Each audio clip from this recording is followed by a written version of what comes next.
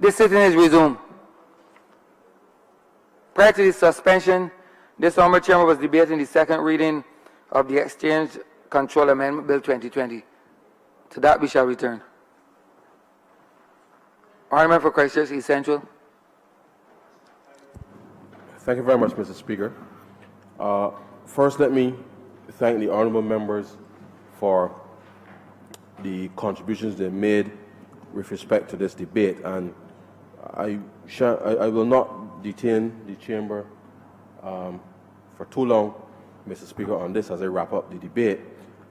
But in reflecting, sir, on the amendments before the chamber, and I think it is instructive, sir, just for the record, that I remind the chamber that when the previous Minister of Finance, sir, introduced this bill, this measure, in 2017, and I'll paraphrase, sir, what was read in the budget. And he indicated, sir, I propose that effective July 1st, a broad-based foreign exchange commission will be charged on all sales of foreign currency at a rate of 2%. This will extend to, inter alia, all wire transfers, credit card transactions, and over-the-counter sales of foreign currency. The Minister went on to say, sir, that this measure is also expected to raise an estimated $52.5 million over the remainder of the current financial year, which was clearly 2017-18, sir. And, sir, that he anticipated that he would raise, sir, $140 million over a full financial year. Now, sir, I spoke earlier about the difference between the last administration and ours, sir, because when you reflect on that statement, sir, that if you anticipate to collect $52 million, sir, in 9 months, from July 1st to March 31st, then how on God's green earth, sir, you can expect to collect $140 million over a full fiscal year? And I asked for a report, sir, just to give context, because the previous administration, sir, sought to dig us into a hole, because they will make pronouncements and projections about revenue with no real sense of collecting it, sir, but they will spend as if they had it. And therefore, in so doing, you created a very serious problem with the fiscal program, which then obviously threatened the very nature of the exchange rate. So, for the benefit of the chamber, sir, I just want to read an email that I received today on the revenues we've collected so far with respect to the imposition of this tax. Now, the tax actually came into effect on July 17th. And between July 17th of 2017 and March of 2018, the revenue collected on the foreign exchange fee was actually 50.1. So, in all, pretty much on point with respect to what the previous Minister of Finance had indicated he would expect to receive between when the fee was introduced and what he expected to see for the remaining of the financial year. But in fiscal year 2018-2019, sir, the foreign exchange fee, only $73 million was collected. Now, I know, sir, that the previous government, and as I said, in the statement of the budget of 2017, it stated quite clearly that he anticipated, sir, to collect $140 million in a full financial year. So it meant that they were assuming, sir, that they were going to get that money and therefore spent as if they had it, which obviously then created a lot of issues, certainly, for the country. Between April, sir, 2019 and January 2020, sir, the foreign exchange fee collected $66.6 million. And so on average, sir, it is about between, I would say, about 76 million a year, given the demand with respect to this. And so therefore it's important, sir, that not just that public policy has to be well thought out and crafted, but it must be supported, sir, by the kind of precision and analytical rigor so that the government in executing the program, any program on the behalf of citizens, that we would be in a position, sir, to ensure that the public finances and the stability that you would expect, sir, to come from a responsible government, that you get your numbers right. Because if you don't get your numbers right, sir, if you don't get your numbers right, then you find yourself in a bigger hole than you would anticipate. But such is the case with the last administration, sir. But rest assured, and as we understand, that once you make assumptions about revenues, expenditure, how the economy is going, sir, that things are always subject to change.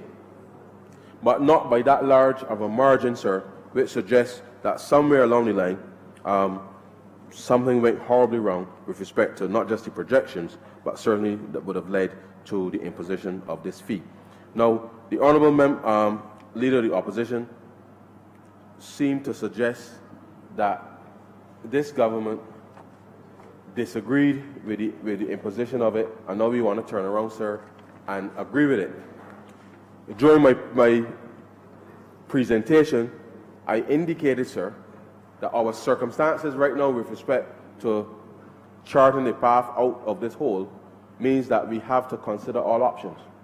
And therefore, I did state, sir, that the imposition of the fee was distortionary with respect to the trading of our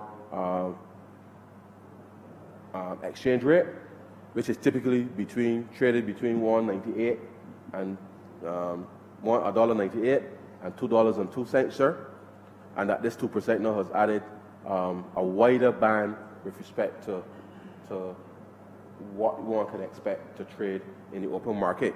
And the reality is, sir, that once currencies start to trade in a wide band, then one never knows which direction is going to go in. And therefore, that is why having committed to a fixed exchange rate, then it's something that we are very conscious of. Now, sir, one of the things that I neglected to comment on in my presentation was the fact that there are a number of people, sir, who over the course of the last few years have taken to trading in currencies.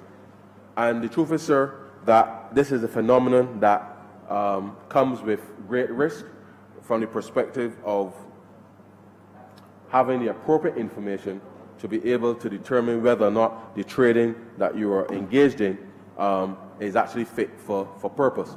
And it is an area, sir, that we will look at, because as persons are trading currencies, and the truth is, sir, it's really more about betting or gambling as opposed to the actual trading of foreign currency, that this is an area that, given it is the algorithms that underpin, sir, the various trading platforms, rely very much, sir, on a lot of real-time information that I'm not certain the average person in Barbados is familiar with the type of market information that actually drives the demand for currency. So when you see the British pound trading against or appreciating against the US dollar, sir, that is typically due to some trade result. You see the United States dollar trading against the Canadian dollar, against the euro, against the Chinese yuan, and others, sir. There are lots of moving parts in there that determines on a day-to-day basis. As a matter of fact, sir, on a second-by-second basis, minute-by-minute currencies fluctuate. And the news that comes from the market drives whether or not persons will buy or sell currencies, and therefore there's a phenomenon that has developed in Barbados where a number of people have engaged in putting up their monies to be able to essentially try to predict or determine which direction currencies may go in at any given time. And whilst we cannot tell people what to do with their money, we have to sensitize people to the fact that information which is underpinning the movement of those currencies are often not readily available to citizens in Barbados. If you're a professional, well, then that's a different matter. But a number of persons have engaged in this area. But ultimately, it uses foreign exchange because all of the platforms are external to Barbados. And once the platforms are external to Barbados, it means that monies have to be converted typically into US dollars for you to trade on these platforms. And therefore, whilst it may not be an exchange control specific matter, the reality is that there exists some risk to the ordinary citizen if they don't quite understand, sir, the mechanics that would be driving the performance of currencies on a day-to-day basis. And so it's something that we will continue to monitor, sir, and try to ensure that we sensitize citizens as to the risk associated with it. And if they're prepared to accept that risk, sir, then they're pretty much free to go ahead. But we see it as a part of our responsibility to raise, one, the concern, and then start to address through some public education that the performance of trading on these platforms relies a lot on information that is not readily available to the average citizen. And so, sir, these amendments before the Chamber, as I said earlier, notwithstanding the comments from the Honourable Member for St. Michael West, reflects our reality right now. And as I said, sir, we have pivoted in order to create an ethos of confidence in the economy. And we will continue, sir, to provide a platform for stability that will see not just an improvement in foreign direct investment, but also the execution of projects, because one, the credit quality of Barbados is certainly on the rise. Investor confidence, business confidence, sir, and I dare say, sir, consumer confidence is also on the rise, and therefore the climate in Barbados, sir, is becoming much more conducive to conduct business. And once you have a good business climate, sir, then people are always prepared to invest simply because they can expect a reasonable return on said investment. And with investment, sir, typically comes jobs. And with jobs, sir, we get money circulating in the economy, and therefore the government then, through the provision of a stable economic environment, then starts to see enhancement with respect to its revenue performance. And so these measures before the Chamber, sir, are critical with respect to maintaining our stability right now, and we've given the comfort with respect to the cap on those specific transactions at $100,000, and we are minded that we will continue to monitor, sir, opportunities that may exist for Barbadians and seek to have people take advantage of them. And so, sir, with that, I beg to move that this bill be read a second time.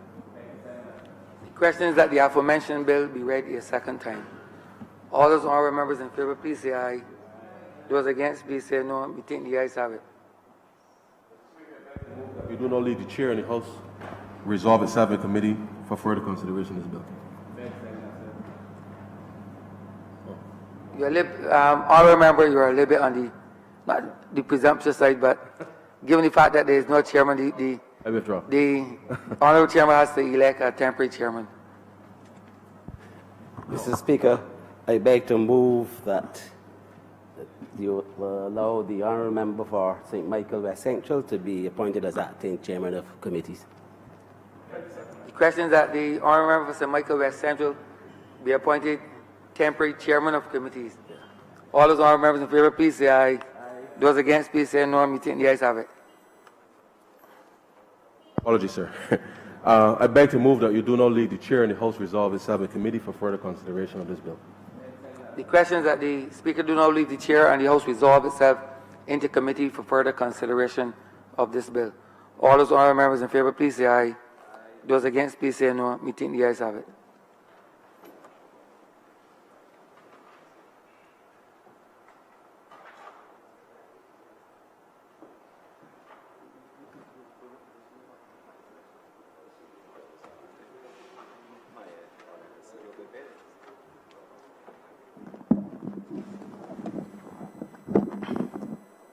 This House is in committee.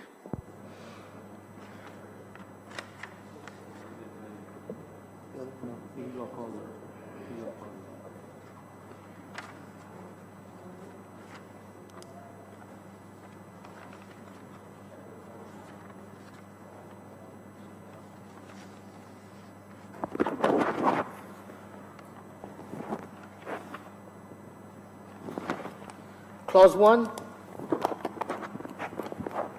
Chair, I beg to move that clause 1 stand part. The question, seconder? Seconder? The question is that clause 1 stand part. All honourable members in favour, please say aye. Those against, please say no. I think the ayes have it. Clause 2. Chair, I beg to move that clause 2 stand part. The question is that clause 2 stand part. All honourable members in favour, please say aye. Those against, please say no. I think the ayes have it. Clause 3. Chair, I beg to move that clause 3 stand part. The question is that clause 3 stand part.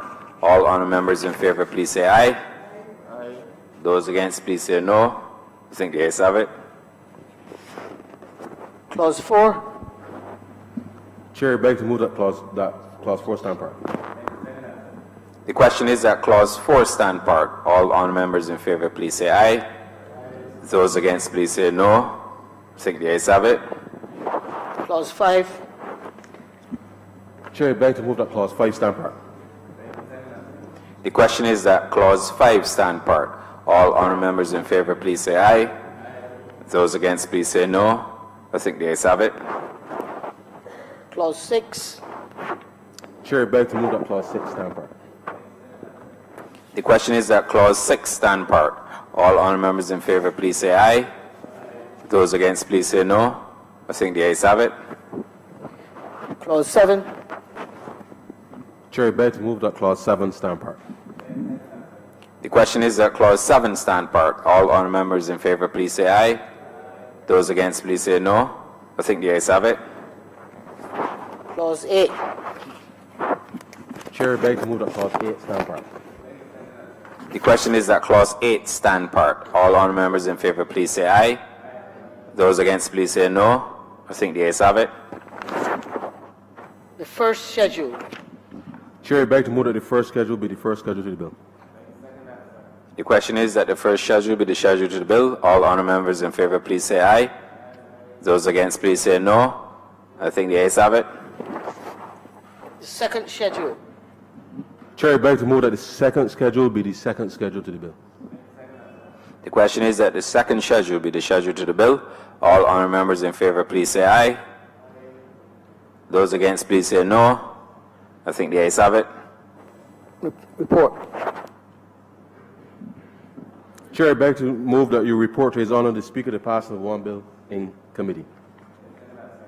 The question is, I do not report to His Honour the Speaker the passing of one bill in committee. All honourable members in favour, please say aye.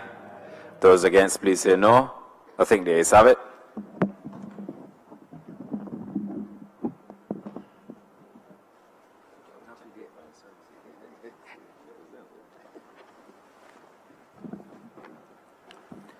The chairman of committee has reported the passing of one bill in committee. Mr. Speaker, I beg to move that this bill be read a third time. The question is that the aforementioned bill be read a third time. All those honourable members in favour, please say aye. Those against, please say no. Me think the ayes have it. Mr. Speaker, I beg to move that this bill be passed and cited as the Exchange Control Amendment Act 2020. The question is that the aforementioned bill be passed and so cited. All those honourable members in favour, please say aye. Those against, please say no. Me think the ayes have it. This bill is passed and so cited. Order number 9. Sir. Order number 9, in the name of the Honourable Minister of Housing, Lands and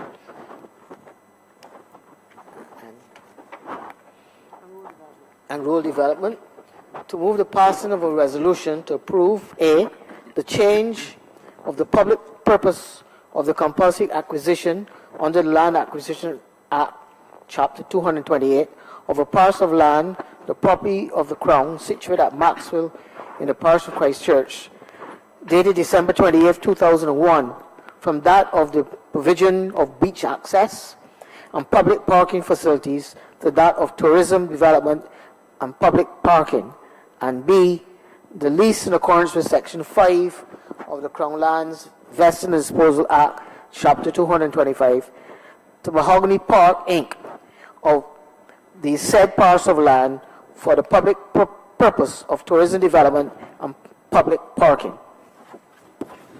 Honourable Member St. Andrew.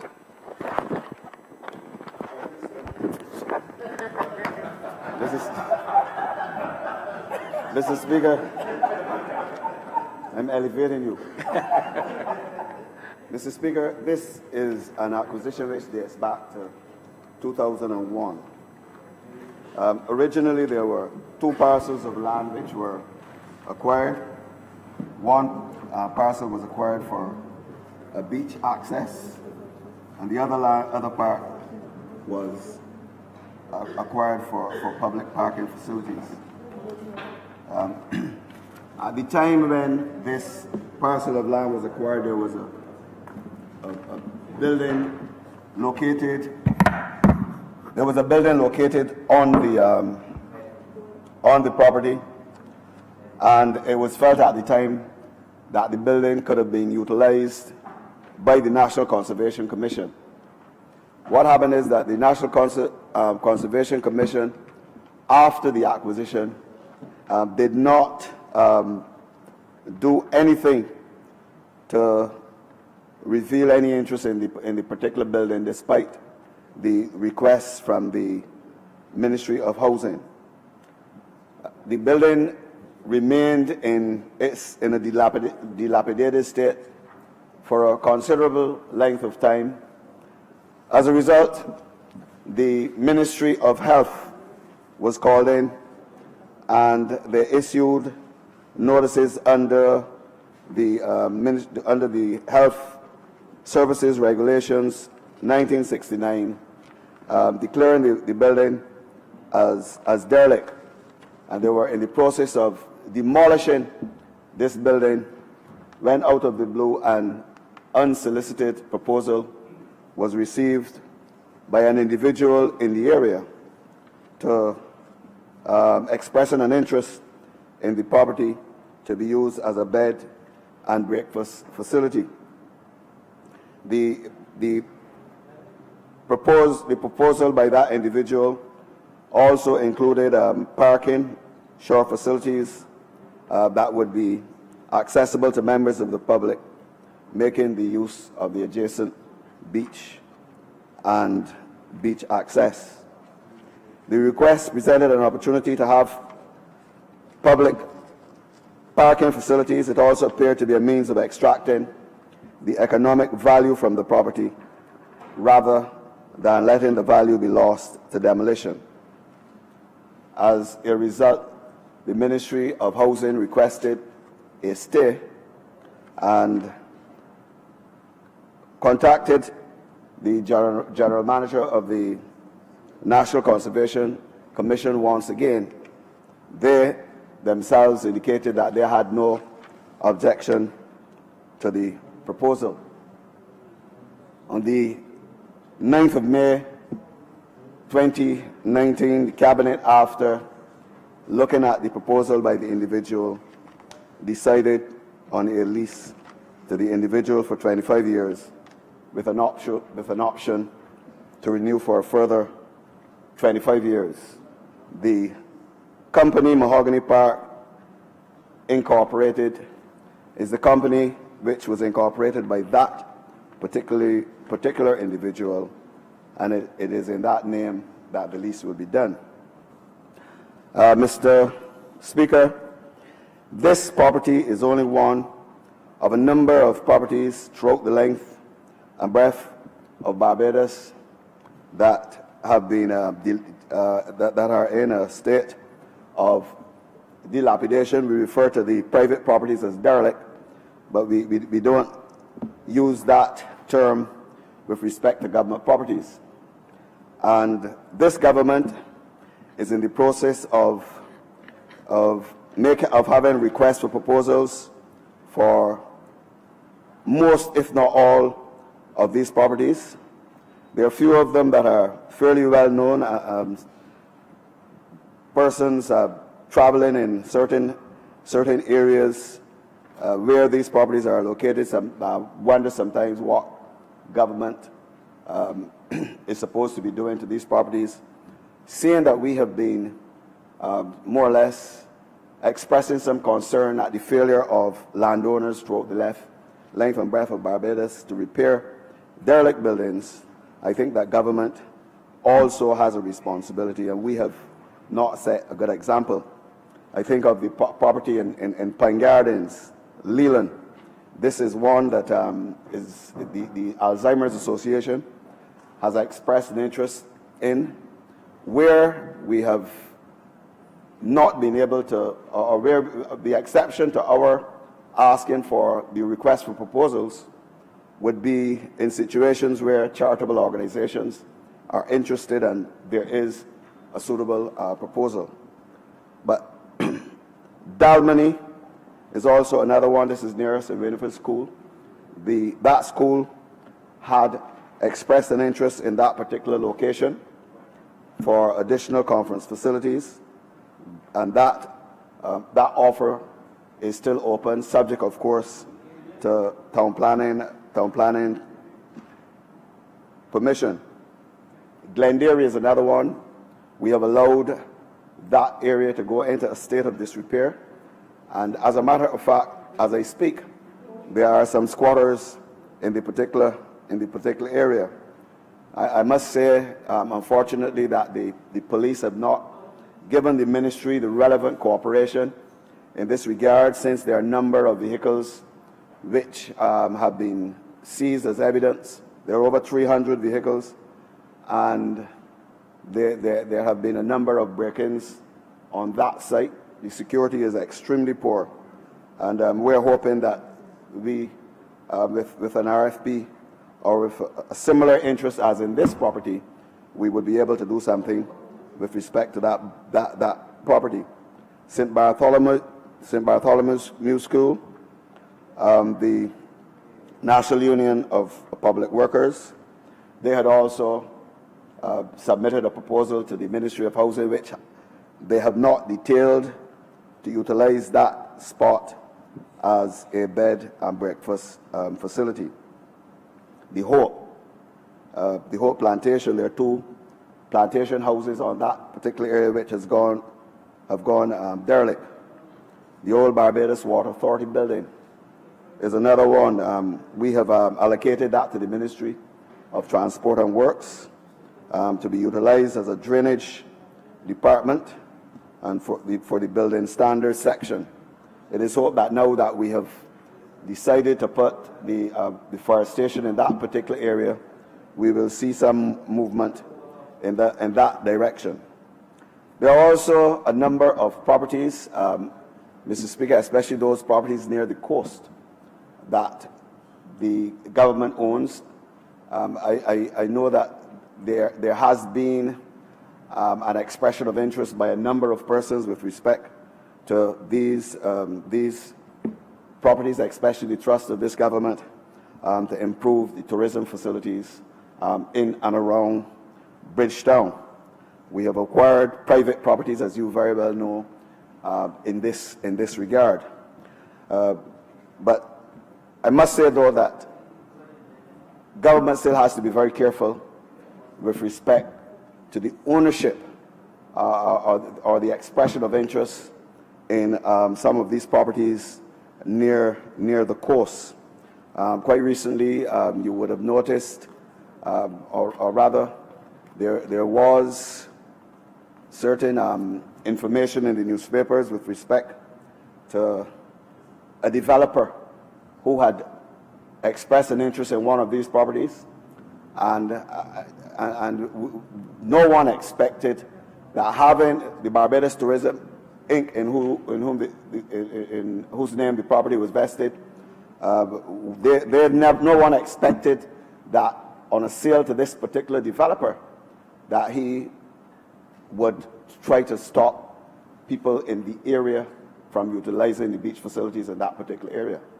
And in the dead of the night, that particular individual planted a number of trees on the beach. And there was an outcry from the public with respect to that particular facility. And that tells us that sometimes it is better, even though, however confused the property the policy might appear, to leave certain properties derelict rather than put them in the hands of the wrong persons. I don't think that anybody would expect that a developer with the interests of this country at heart would have embarked on the policies or would have done what this particular individual did. And in this connection, with respect of sale of property to private owners, the question of accretion of land on the beach, land near the beach, is something that we have got to look at. I think that in situations like this, where developers are interested in lands near the beach, I think there are three things that this government, or rather that governments in the future must consider. Either the option of changing the legislation if a person, taking into consideration the present legislation, which allows a person who has land adjoining the beach to become the owner of lands that have accreted. I think that the legislation, or rather the option that should be given to government, is to ensure that those lands that have been accreted is the land belongs to the Crown rather than the owner of the adjoining land. If that was the situation, we would not have had what we saw 2 weeks ago with respect to that particular individual. Alternatively, I think that government should be very, very careful in actually selling lands to a developer if proper guidelines are not given with respect to the utilization of the land and beach access. In that case, I think that rather than a sale of those lands to private developers, I think government should retain the land and give a long-term lease with certain conditions attached. The other option I think government can, if they're not interested in, or if the policy is not to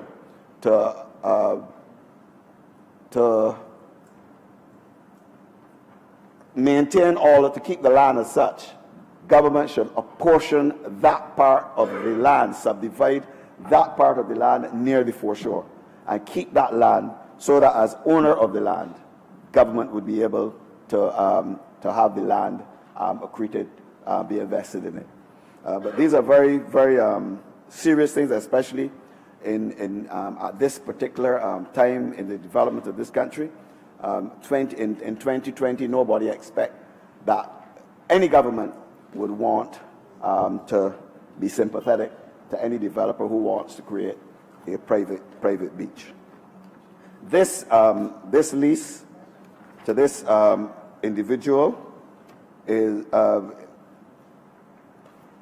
rather the Mahogany Park Inc. will have to put and keep the premises in good repair, including structural repair throughout the term of the lease. They would have to bear the cost of developing the site and complying with town planning and other site statutory regulations, pay all the outgoings inclusive of the land taxes, property and liability insurances arising from the use of the premises, insuring the premises at its full reinstatement cost in the joint names of the Crown and the company, maintaining the premises which shall be kept clean and tidy and appropriately landscaped throughout the lease and any renewal thereof. Bearing in mind that the proposed lessee will spend substantial sums of money to rehabilitate the dilapidated building, it is proposed that the initial rent be $9,920 per year and double that after 5 years. I want to say that this project admirably embodies what government has been advocating when it speaks of entering joint venture arrangements to bring its disused buildings not just back into a state of good repair, but also become revenue generating. With those brief remarks, Mr. Speaker, I beg to move that this resolution do not pass. The question is that this resolution do not pass. All those honourable members in favor, please say aye. Those against, please say no. Meeting the ayes have it.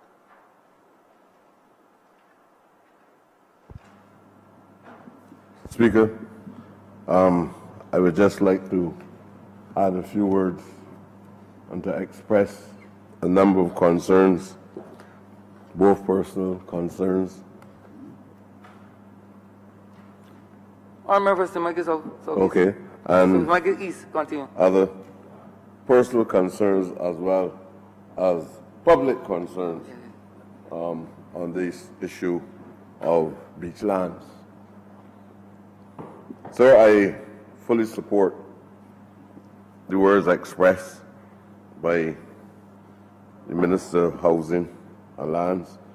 But I think that we have to pause as a government, and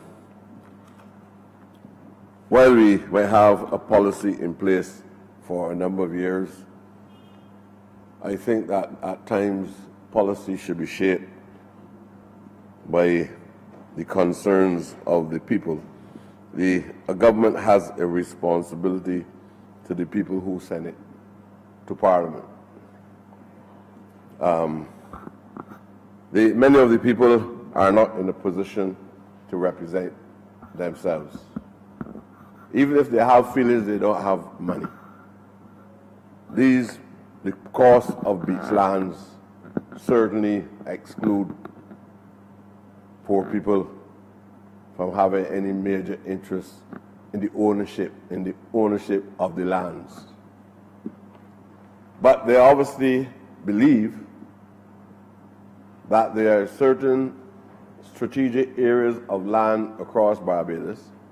We have found some of the lands in the hands of private ownership, and I'm not advocating that the state take control of all beach lands, but we are at a critical point where all over the land, especially in the south coast, especially on the west coast, and especially around urban Barbados, the whole Carlisle Bay area, there are people expressing their views on a daily basis about beach owners, landowners blocking off the beaches and not having access to lands. And over we're hearing this, and time goes by, but the so-called investors and the private owners still continue to do what they want to do. And what caused me to really focus on this matter even more today is because in recent times, I don't know at what stage the process started, but a government agency sold land to an investor. And within a couple of hours of time, the investor was attempting to sell that land to somebody else. I cannot understand how a government agency that is in charge of valuable land belongs to the taxpayers of Barbados could enter into an arrangement to sell the taxpayers' land without strong conditions that in the person to who became the owner of the land, who purchased the land, can use that same land which he bought for a limited value and then attempt to sell it to somebody else for a substantial sum. There have to be something wrong in government policy if that is allowed.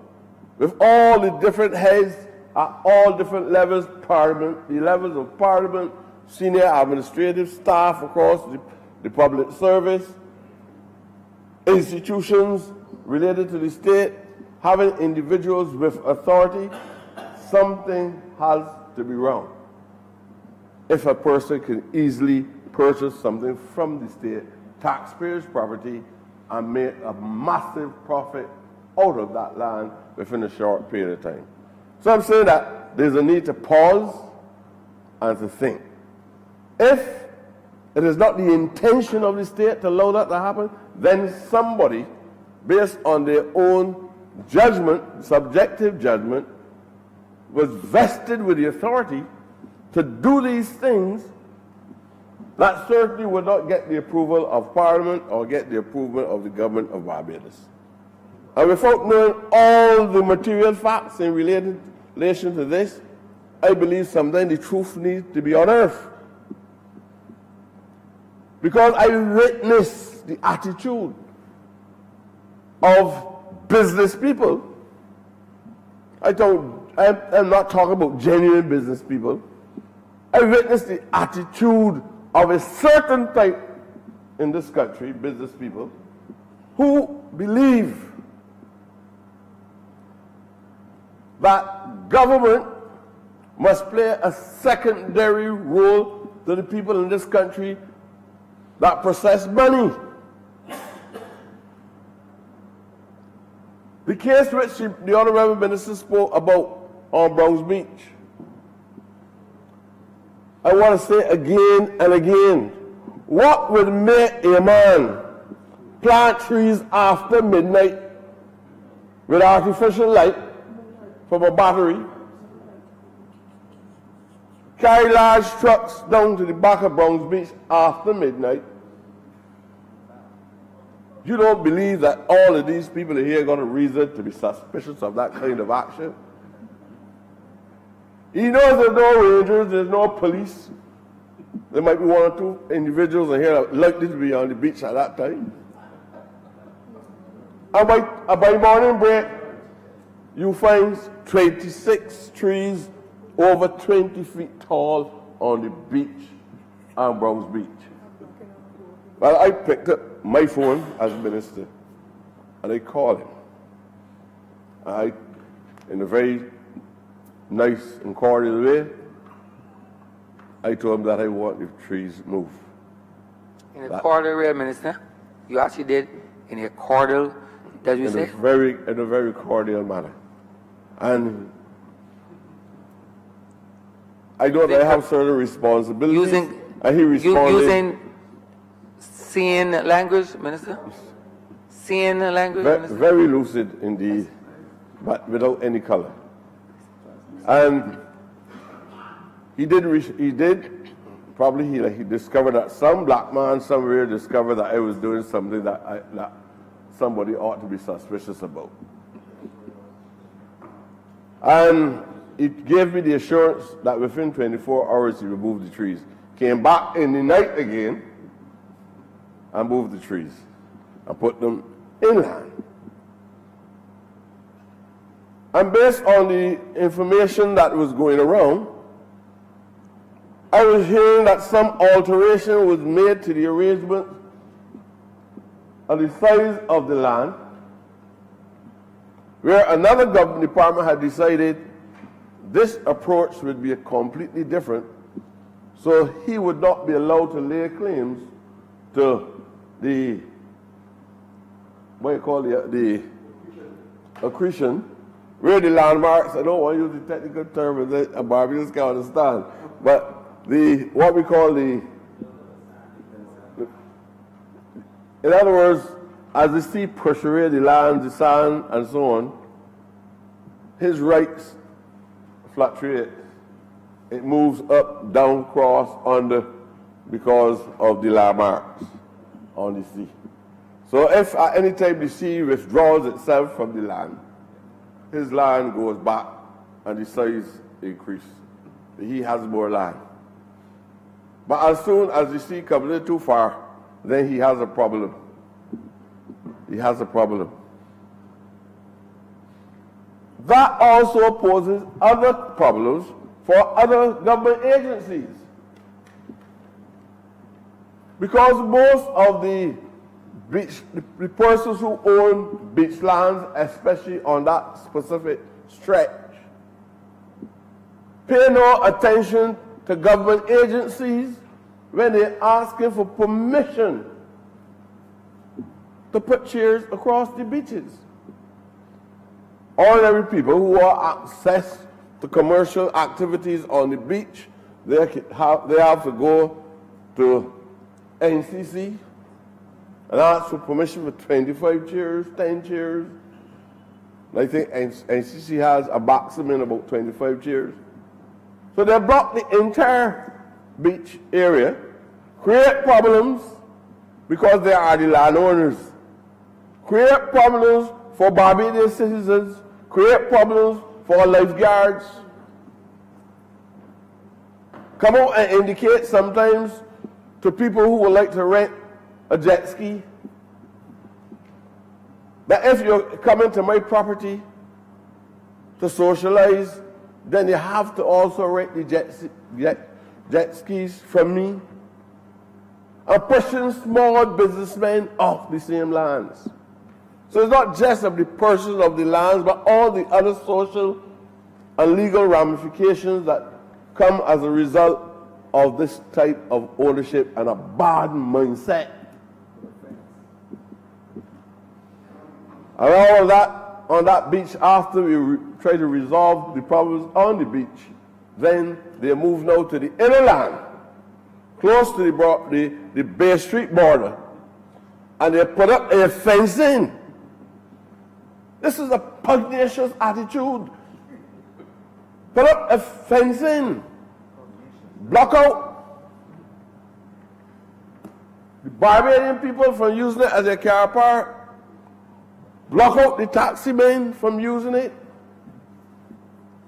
Got instructions or even an effort of moral persuasion, hoping that they will cooperate without any major conflict. But he totally ignored it. I really waited to see if a prime minister could give the assurance to the Barbadian public that that land will be reserved for the access of Barbadians. And because a man has a few dollars, he could ignore the request of this government. I am not going to let it rest. I am not going to let it rest. It goes further than that. You have other people down on the St. James Coast who would go to one government department and get permission to put back up a wall.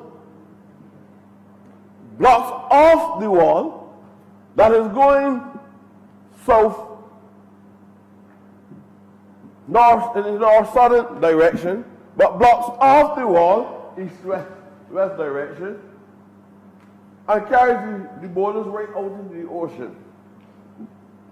And then you engage in conversations, sometimes even with government officers, and everybody entangling the conversation in all different types of excuses.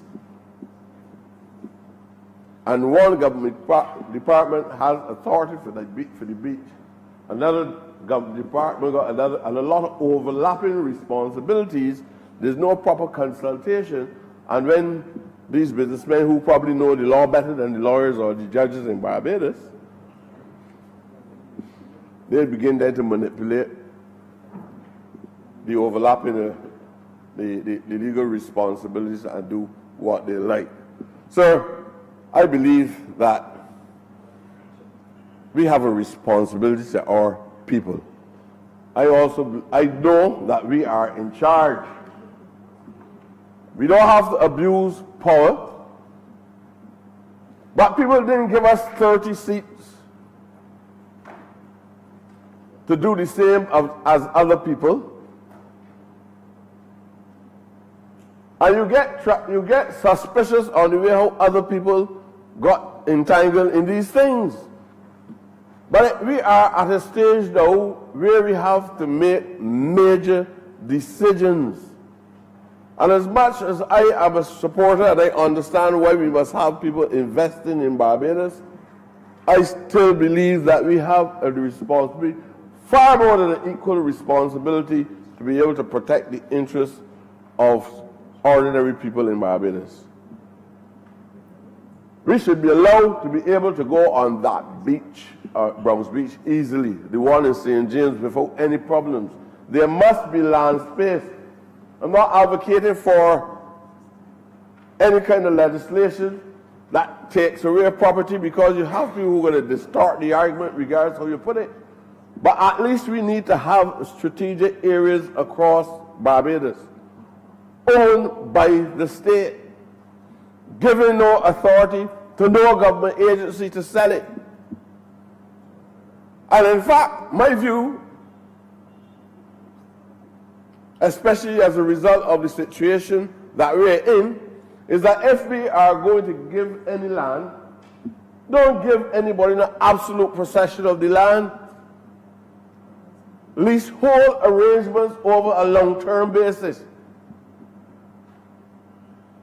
We can't carry the land away. If you invest in the land, do what you have to do on it. But don't reach a stage where you believe then that you can debar ordinary people from having access only for social purposes, only for cultural purposes. They can't buy it.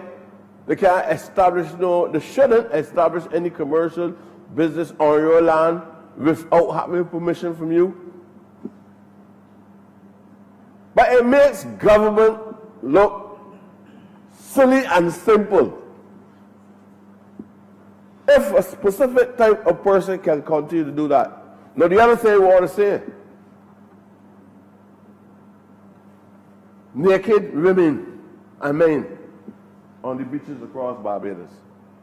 All of this is because of a mindset of the landowners. And officers taking a stand has nothing to do with tone. A criminal act, I didn't even call it civil. Open exposure of a body without one thin line of fabric, any part of the body, on the beaches in Barbados. And government officers say we don't entertain that boat here, including members of this government, expressing dissatisfaction in the manner in which an officer spoke to the persons. What are we saying to the world? We are not secondary to anybody. If it is wrong, it is wrong. And what I know for sure is that if a black man and a black woman had walked across that beach naked, the reaction to that person and the attitude about that person's behavior would be worse than the manner in which the officer indicated to them, we do not entertain that. But here, you really believe that any man or woman with a brain will come to a country and look around all around the beaches? You don't have to know the law. Nobody else on the beach is naked. And these people, no, you feel like bush people, you feel like we are bush people. These people are on the beach naked, laying down in all different kind of angles. The officer did not go with a camera and get involved in any pornography. This is not the last government, remember the last government.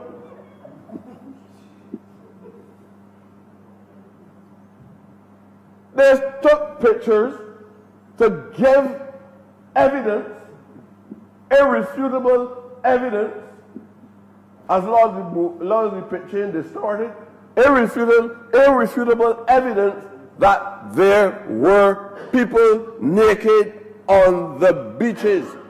I don't care how much, look, there are principles that are worth more than money. And I want to give the assurance to the officer that they have my full support. They didn't inflict any harm. They said, not boat here. We don't do that boat here. Nobody went in advance to hold any of them, you know. And the people recognize it within a second, and they put on their clothes. But other people, they express dissatisfaction about how we treat tourists. That's backwardness.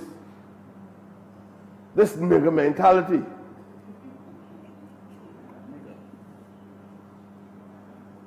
We are at a level of consciousness that we cannot accept that.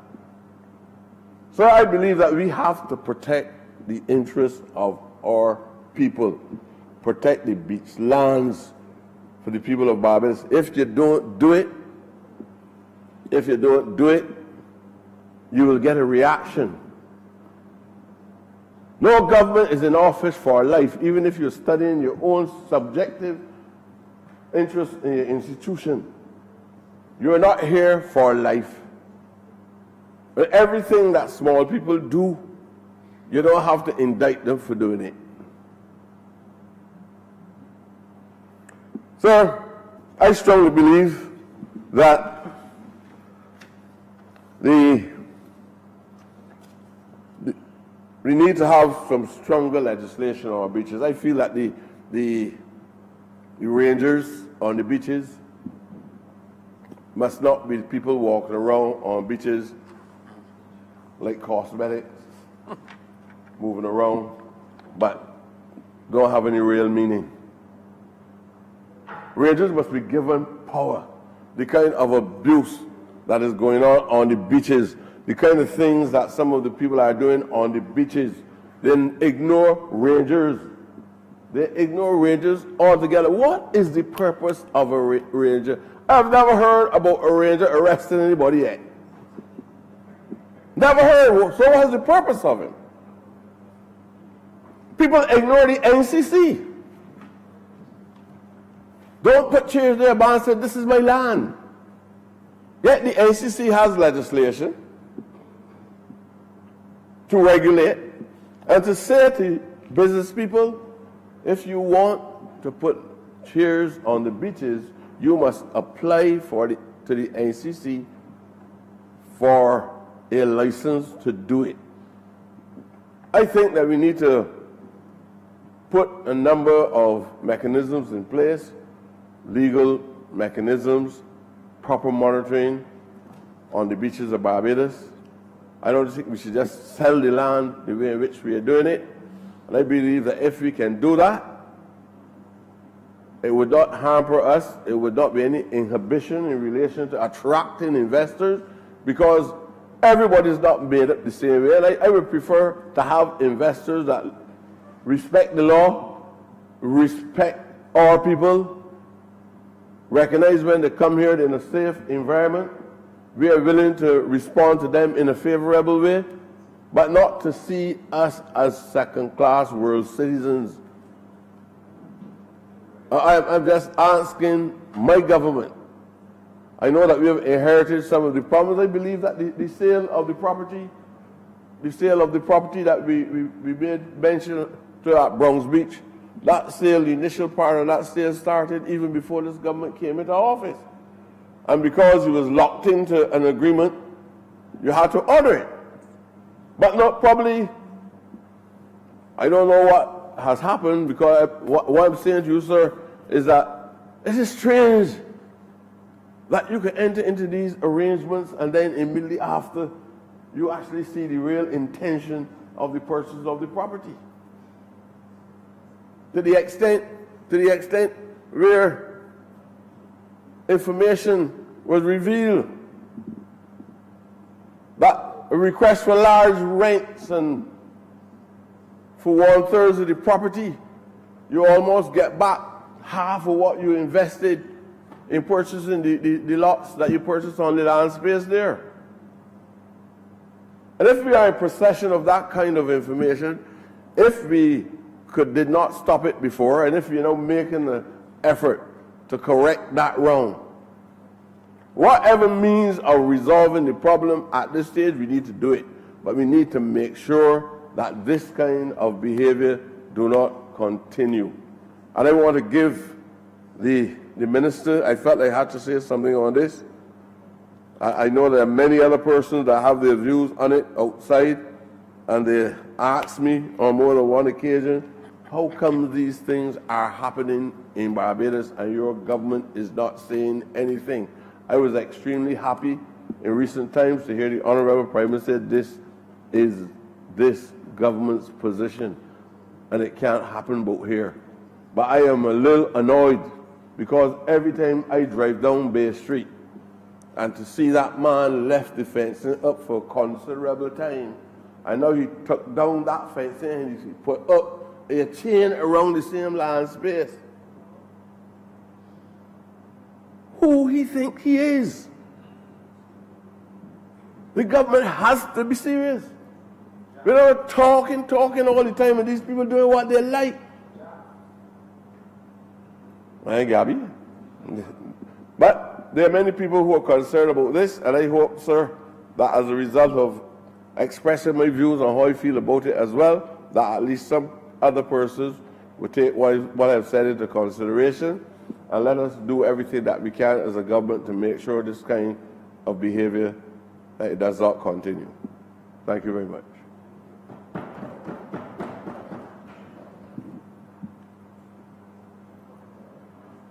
Honourable for Christchurch South. I'm obliged to you, sir.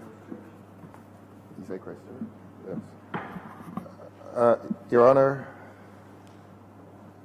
I begin by disclosing an interest, not financial nor professional, but political. Obviously, we are very supportive of the resolution brought by the Honourable Member for St. Andrew, and I feel constrained to disclose that interest because the beneficiary of the proposed lease consulted me some time ago. He consulted me in my capacity as the representative for the particular area and, of course, the particular constituency. And I'm happy to say that he is also a resident of the constituency. And today, I don't know if I should do this, but this is a note of gratitude to the Honourable Member for St. Andrew. I know he comes to this place almost always modestly, with a reputation for helping people, and that has been so in his personal life, in his professional life, and now the whole country knows that in his political life he is prepared to bring a resolution to this House to enfranchise a young citizen of Christchurch South. And therefore, I feel constrained to express that gratitude, not only on behalf of the young man, but on behalf of an entire constituency. This particular location runs along, I believe, what we call the Highway 7. Highway 7, as you know, Your Honor, is a stretch of road 50, 60 years ago, it may have been exclusively residential. Over the passage of years, it has been marked by a mix of the residential with the commercial. Indeed, there's a burgeoning commercial conurbation along that stretch, except that it has not disturbed the people who live there, and that is why I said it is a harmonious mix of residences and businesses. And the young man to whom the Honourable Member for St. Andrew referred has spent considerable sums of money even prior to attracting government's positive attention towards his project. And he has tarried for a long time, I think in excess of 2 years, trying to gain government's attention, and it was as if I was counseling him at one point and telling him to be patient, because knowing what I do of the Honourable Minister of Housing and the Honourable Member for St. Andrew, I always felt confident that here was a gentleman disposed not only to helping people, but to enfranchising people. And it is that enfranchisement this afternoon of which I speak. It is that enfranchisement that brings joy, not only to me as representative for the area, but brings joy to the young man as a young businessman, ambitious young businessman of Christ Church. As I said, he has spent considerable sums of money at risk. And today he rejoices that that money is no longer spent at risk, that in a very short while he shall become one of the businessmen along that Highway 7 in Christchurch. So I just thought I would intervene very, very briefly to express gratitude to the Honourable Minister of Housing and Member for St. Andrew, and to indicate that the heart of this young man is quite glad this afternoon. And with those few words, I support the resolution and express gratitude to the Honourable Minister of Housing. I'm obliged to you, sir. Member for St. Andrew. Mr. Speaker, just briefly with reference to what has been said by the Honourable Member for St. Michael East. I recall in an earlier dispensation being Minister of Housing, although the reference is somewhat different to what we're dealing with today, there arose a situation whereby a general manager of the National Housing Corporation chose to transfer. I say transfer, obviously he paid for it, but it was land that was acquired for poor people.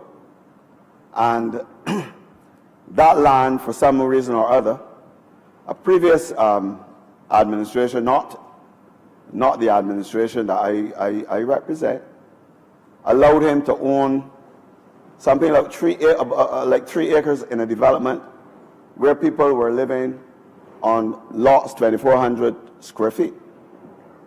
And when the Barbados Labour Party came to government, that land was reacquired.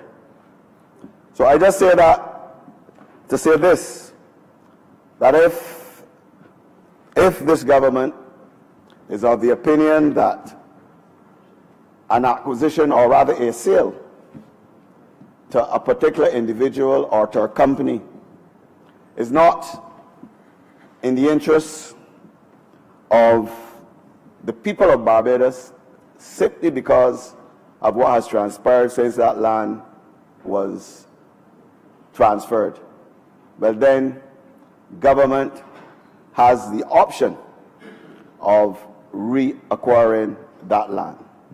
And as Minister of Housing, I would like to say that this is a consideration unless we receive guarantees by that particular developer that such behavior will not continue.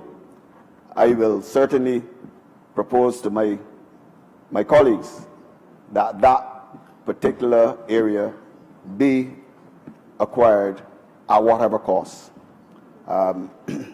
Obviously, in this present economic situation, it doesn't mean that if you acquire land, you will get the cash up front, because I mean, you can get payment by bonds. So that I mean, at this particular point in time, I don't think that the question of cost should be a factor. With those few remarks, I beg to move that this resolution do not pass. The question is that the resolution do not pass. All those honourable members in favor, please say aye. Those against, please say no. Me think the ayes have it. This resolution now stands passed. Honourable for City of Bridgetown. Mr. Speaker, I beg to move that the sitting be suspended until 4:45 p.m. The question is that this chamber be suspended until 4:45 p.m. All those honourable members in favor, please say aye. Those against, please say no. Me think the ayes have it. This chamber stands suspended until 4:45 p.m.